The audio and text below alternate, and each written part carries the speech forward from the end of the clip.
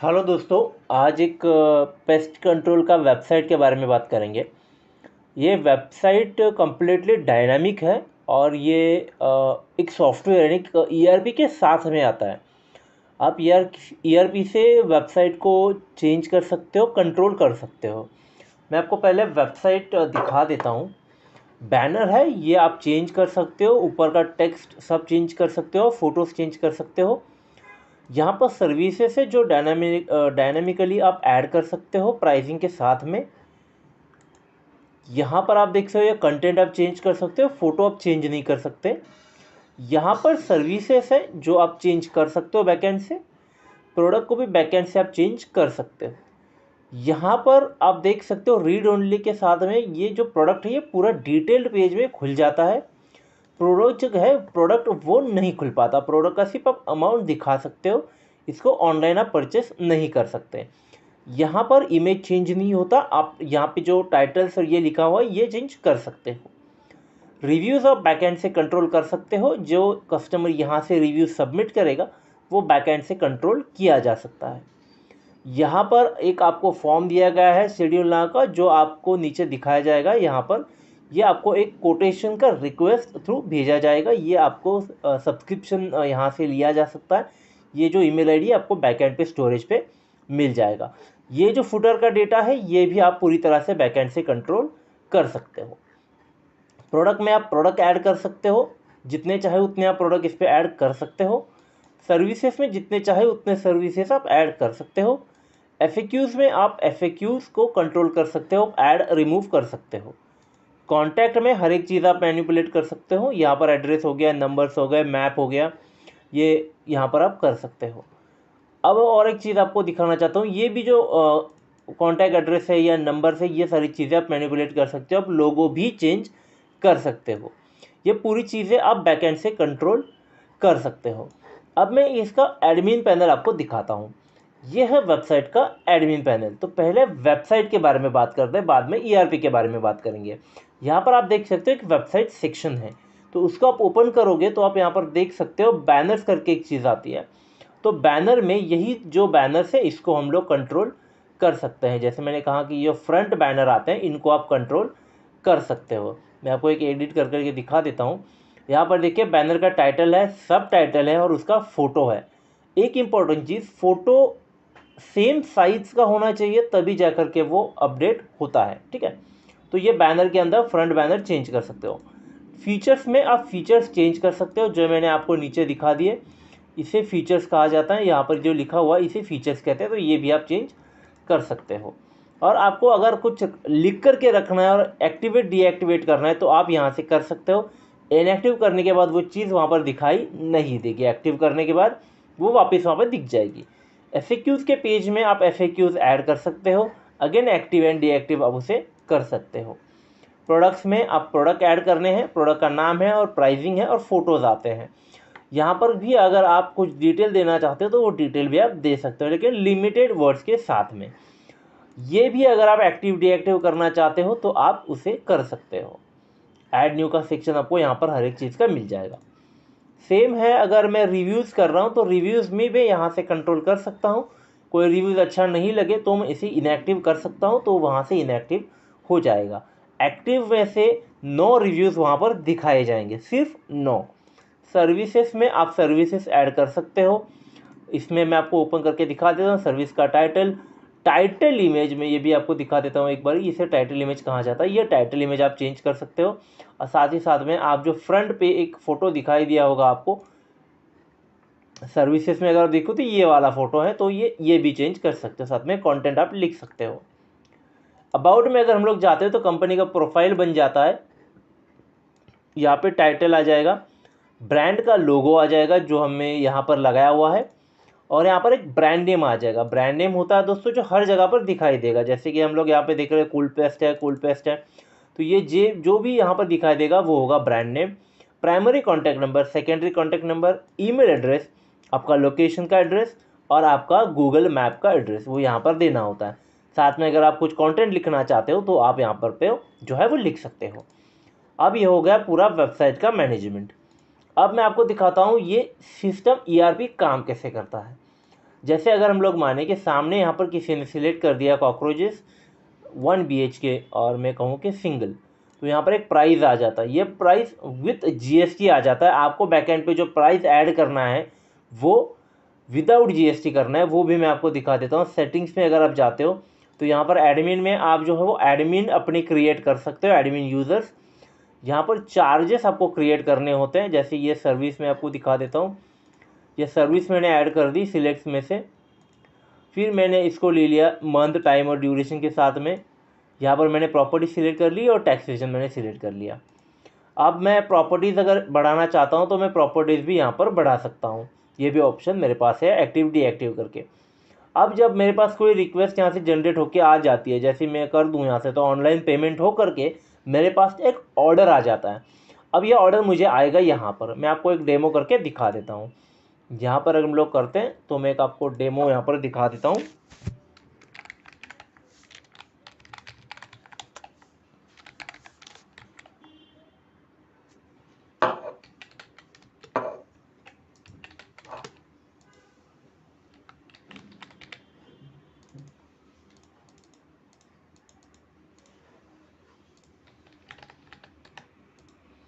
ये मैंने नेक्स्ट कर दिया।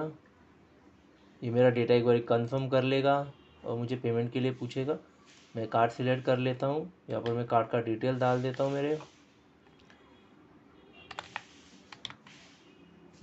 का नाम डाल देता हूँ, कार्ड डिटेल्स कर देता हूँ, कार्ड को सेव नहीं, keep the card save, OTP डाल दिया मैंने, सबमिट कर दिया।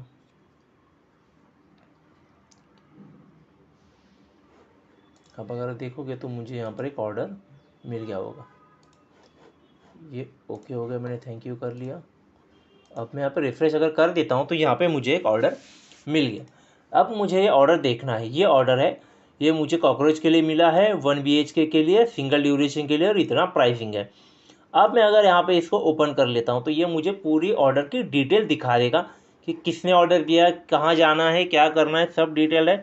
अब ये ऑर्डर मुझे स्केड्यूल करना है। मुझे आज ऑर्डर मिल गया, मैंने कस्टमर को फ़ोन कर लिया और कस्टमर ने मुझे बोला कि आप जो है 2 दिन बाद आ जाओ, तो मैं 2 दिन की डेट जो है वो यहाँ पर डाल दूँगा। तो मैं कर लूँ 25 कर लूँ, और टाइमिंग कस्टमर ने मुझे दिया 12 बजे का। ठीक है, ये 24 घंटे का क्लॉक है, तो जैसे मैं यहाँ पे 13 लिख दूँगा वो 1 आ जाएगा। ठीक है, तो ये हो गया।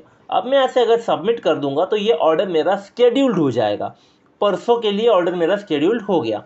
अब परसों जब मैं खोलूंगा तो मुझे इस तरह से वो स्केड्यूलर में बताएगा कि आज मुझे कितने ऑर्डर हैं। तो मैंने, जैसे कि आप देख रहे हो, 22 को 3 ऑर्डर स्केड्यूल करके रखे हुए थे, तो वो मुझे यहाँ पर दिखाई दे रहे हैं।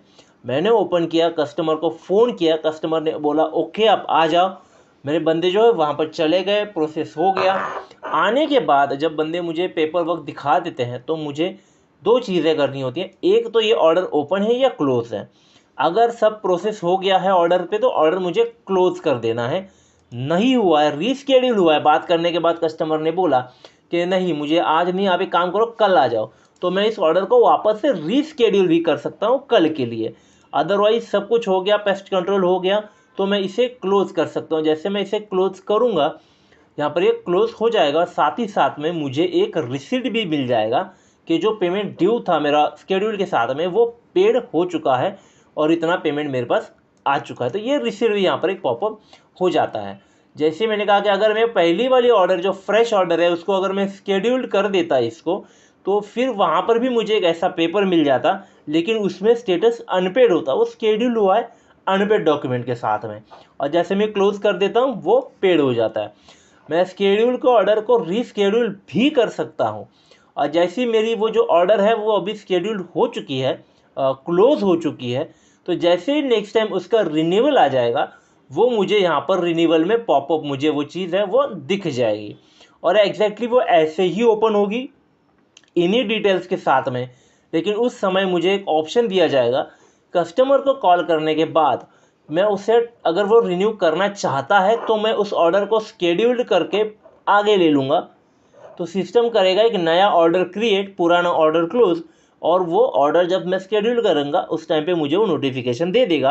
और अगर कस्टमर नहीं कर रहा है तो उस ऑर्डर को मैं कर दूंगा टर्मिनेट। यहाँ पर मुझे एक ऑप्शन आ जाएगा टर्मिनेशन का, तो मैं वो ऑर्डर को टर्मिनेट कर सकता हूँ। तो वो ऑर्डर मुझे वहाँ पर बाद में दिखाई नहीं देगा क्योंकि वो ऑर्डर रिन्यू नहीं हुआ। और जैसे मुझे कोई कोटेशन आता है तो मैं यहाँ पर दिखा देता हूँ। अब यहाँ पर कोटेशन है नहीं, हम लोग एक कोटेशन रिक्वेस्ट भी जनरेट कर लेंगे, शेड्यूल कर लेते हैं। मैं कोटेशन आपको यहाँ पर अभी क्रिएट करके दिखा देता हूँ।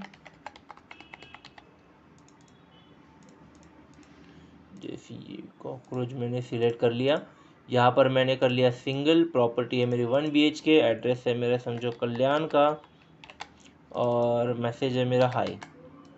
ठीक है, तो ये मैंने कर लिया सबमिट सक्सेसफुली। तो ये मुझे मिल जाएगा किसी का कोटेशन रिक्वेस्ट। तो ये कोट आ गया, मैंने ओपन कर लिया, कोटेशन मुझे दिखा कि किस चीज़ का कोटेशन चाहिए, मैंने ओपन किया, बंदे को फ़ोन किया, बंदे से बात हुई। और अगर ये ओके ओके होता है, देखिए इस तरह के टर्मिनेट की मैं बात कर रहा हूँ जो आपको मिलेगा इसमें भी, किसमें, सर्विस रिन्यूअल में। और अगर ये कोटेशन अप्रूव होता है तो मैं यहाँ पे सारे अमाउंट्स डाल दूंगा। अमाउंट डालने के बाद मैं इस ऑर्डर को स्केड्यूल कर दूंगा और ये हो जाएगी स्केड्यूल्ड। जैसे मैं अभी आपको एक करके दिखा देता हूँ, तो भी आपको और एक चीज़ देखने को मिल जाएगी जिसकी बात मैंने अभी कुछ टाइम पहले की थी, कि वो एक अनपेड इन्वॉइस भी जनरेट कर देगा अपने लिए। तो वो भी मैं आपको दिखा देता हूँ। यहाँ पे मैं बता देता हूँ 1000, यहाँ पे 10, यहाँ पे 10, तो ये 1020 का इन्वॉइस जनरेट हो गया। ये मैंने समझो मंडे के लिए किया, मंडे 12 बजे का ऑर्डर मैंने डाल नहीं सकते यार, 12 बजे रात के, तो ये 1 बजे कर दिया। तो ये मैं इसको अभी कर रहा हूँ सेव, तो मुझे ये मिल गया, मैंने सेव कर लिया क्योंकि ये ऑर्डर कंफर्म हो गया। तो इसने मेरे लिए एक इन्वॉइस जनरेट कर लिया, एक रिसीट जनरेट कर लिया, वो है अनपेड नाम से। ठीक है, तो अनपेड है। अभी जब भी मैं इसको क्लोज करूंगा इस ऑर्डर को, तो ये यही जो है इनवॉइस को ये पेड करके जनरेट कर लेगा। ठीक है, तो जैसे ये पेमेंट हमारे पास आ जाएगा, इसको हम लोग क्लोज कर लेंगे। यहाँ पे आप देख सकते हो इसमें स्केड्यूल्ड, जब ये स्केड्यूलर भी आ गया, इसमें स्केड्यूल्ड हो गया। अगर मैं इसको क्लोज कर लेता हूँ तो ये क्लोज हो जाएगा। जैसे मैंने अभी इसको समझो वही इनवॉइस को मैंने क्लोज कर लिया, तो वही इनवॉइस मुझे वापस से पेड का जो है वो दे देगा। देखिए यहाँ पर ये मैंने अभी ये पेड हो गया। ठीक है, जैसे क्योंकि मैंने वहाँ पर क्लोज कर लिया, यही अनपेड है, यहाँ पर ये पेड हो गया। ठीक है, तो ये इन्वॉइसिंग भी जनरेट हो जाता है। तो इस तरह से ये सिस्टम काम करता है। सब्सक्राइबर का लिस्ट आपको यहाँ पर मिल जाएगा, जितने भी सब्सक्राइबर आपको इस पर्टिकुलर यहाँ से आपको जो सब्सक्राइब करेंगे वो भी मिल जाएगा। साथ में आपको हर चीज़ का रिपोर्ट मिल जाएगा, ऑर्डर्स का, स्केड्यूलर का, यानी कितने ऑर्डर आपके पास है, कौन से कंडीशन में है, वो भी आपको आइडिया दे देता है। जैसे मैं अगर 1 तारीख से लेकर के इसको मैं 30 तक करूं, तो मुझे ये बता देगा कि देखिए मेरे पास इतने ऑर्डर हैं जिसमें ये 4 क्लोज हो चुके हैं, 1 ओपन है, 2 स्केड्यूल्ड है, वो भी मुझे बता दिया। स्केड्यूलर मुझे बताएगा कि उस पर्टिकुलर डेट में कितने ऑर्डर स्केड्यूल्ड हैं, तो वो भी मैं जान जाऊँगा। इसके समझिए अभी मैं कर रहा हूँ 1 से लेकर 23 तक कितने ऑर्डर स्केड्यूल्ड है मेरे, तो वो मुझे बता भाई 2 ऑर्डर स्केड्यूल्ड है आपके विद द शेड्यूल डेट। फिर आपको आएगा सर्विस रिन्यूअल, कोटेशन रिक्वेस्ट आएगा, सब्सक्राइबर्स आ जाएंगे कि कितने मिले उस पर्टिकुलर डेट में, कस्टमर्स कितने हैं, आपको कितने मिले उस पर्टिकुलर डेट में, कलेक्शन कितना हुआ आपका। अभी जैसे हमने एक रिक्वेस्ट को क्लोज किया अभी जस्ट, तो वो भी देख लेते हैं, समझिए मुझे कितना कलेक्शन हुआ इस पर्टिकुलर मंथ में, हमने मंथ सिलेक्ट किया तो हम लोग यहाँ पे वो भी देख सकते हैं। साथ ही साथ में हर एक रिपोर्ट का आप एक्सेल भी डाउनलोड कर सकते हो, आपको पूरा डेटा जो दिख रहा है उससे थोड़ा ज़्यादा और भी डेटा इसमें मिलेगा। तो ये पूरा सॉफ्टवेयर है दोस्तों, ERP है। ये आपको वेबसाइट के साथ में आता है, वेबसाइट आपको फ्री ऑफ कॉस्ट आ जाती है इसके साथ में। तो वेबसाइट के साथ में ही आपको ये पूरा सॉफ्टवेयर मिल जाता है। क्लाउड बेस्ड सॉफ्टवेयर है, कहीं से भी आप इसको ऑपरेट कर सकते हो। कोई लिमिटेड नहीं है कि PC होना चाहिए, आपके पास इंटरनेट ज़रूर होना चाहिए, एक लैपटॉप ज़रूर होना चाहिए, तो आप इसको कहीं से भी कंट्रोल कर सकते हो। मोबाइल अगर आपके पास है तो मोबाइल से भी आप इस सॉफ्टवेयर का कंट्रोल कर सकते हो। ठीक है दोस्तों, ये पूरा एक ERP सॉफ्टवेयर है पेस्ट कंट्रोल का। वीडियो आपको अच्छा लगा है, सॉफ्टवेयर अच्छा लगा है, रिक्वायरमेंट है तो हमें ज़रूर बताइएगा दोस्तों। लिंक हम इसके साथ में आपके साथ शेयर कर रहे हैं। Thank you very much.